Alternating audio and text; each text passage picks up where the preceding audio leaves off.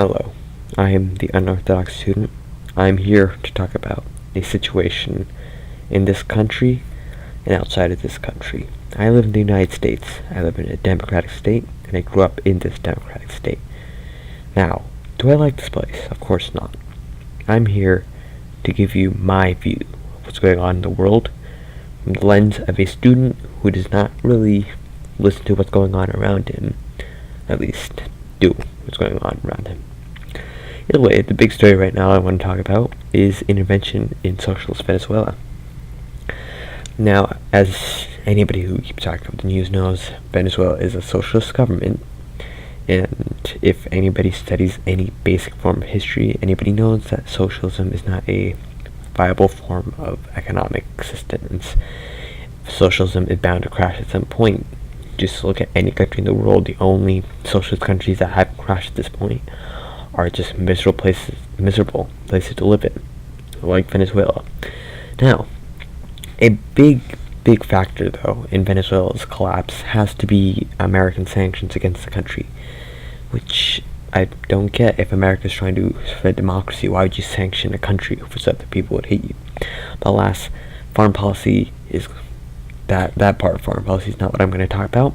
I'm just mentioning the collapse of Venezuela economy comes from American sanctions. Now, George Washington, before he left office, did not want America getting involved in foreign conflicts. America should have stayed alone to itself without doing other countries' businesses. Now, if you look here, these are all countries that the United States has intervened through since 1945. All these have had coups, bombing, things like that, right? Now, the most similar examples to Venezuela right now I'm going to lift off are Libya, Syria, and Iraq, right? Now, Libya was the opposite of Venezuela, to be honest. It was a socialist country, but it was doing pretty nicely. But then America did things. America armed rebels, moderate rebels, in big quotations, which turned out to be jihadists, which overthrew the government of Muammar Gaddafi, and that led to the collapse of Libya. Similar with Iraq.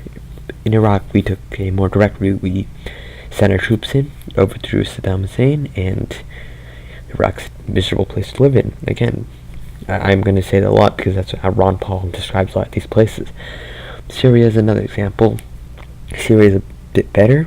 The government did not get taken down, thank God, or else we can just imagine how bad it is. Even with the government in power, it's such a terrible place. Imagine what it would be without the government being in power. Now you may say that, these are prosperous countries. Venezuela is not. Well, we'll take a look at Kosovo. Kosovo was part of Yugoslavia, and it wasn't really the best place to live in. Now, yes, you can say that the Albanians might have been oppressed by the Serbs. Who knows? But nothing did happen for sure. And Kosovo went from being a bad place to live in, to a terrible place in a couple of years through the Kosovo War that happened. And a lot of that was American intervention. America bombed parts of Serbia, That didn't really help them. Like now, Kosovo is recovering. They're still terribly economically, what's the word I'm looking for? Disabled, but they're doing a little better. Now, a thing that scares me is Marco Rubio's threat to President Trump. Well, not President Trump, President Maduro. He posts a picture of Gaddafi alive, smiling, and then shows a picture of him bleeding and being killed. The famous photos that everybody knows about. And it's terrible to look at. This is a senator with a lot of power, basically calling for the death of Maduro. Now, Partisan Girl, she's someone who talks a lot about American foreign affairs. She's a Syrian. She says that it's a threat to Donald Trump. I'm not going to talk about that much. She sees it as that. She can, but more importantly, it just shows that our politicians just don't care. They want to do their own thing.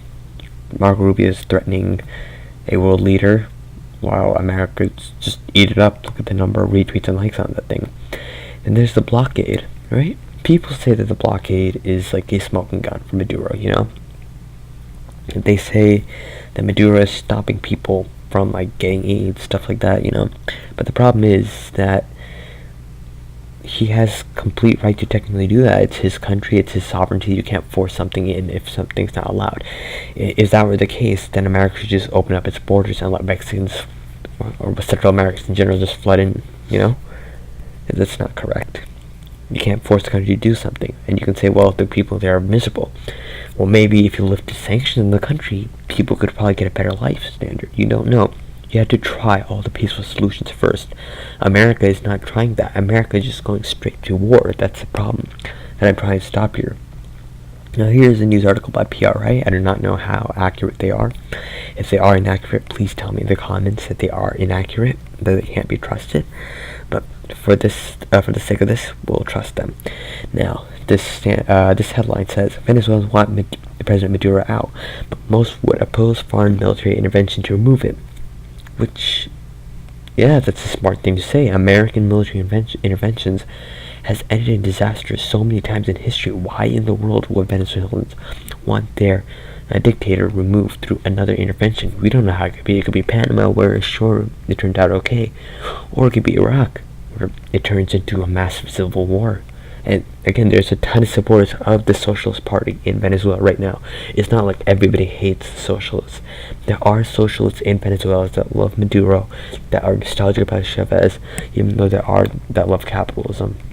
So we can't just force this to happen, or else fighting could happen in between them. And not to mention, if you're ultra-isolationist, American lives can be lost in this war. So, again, you have to be careful of this.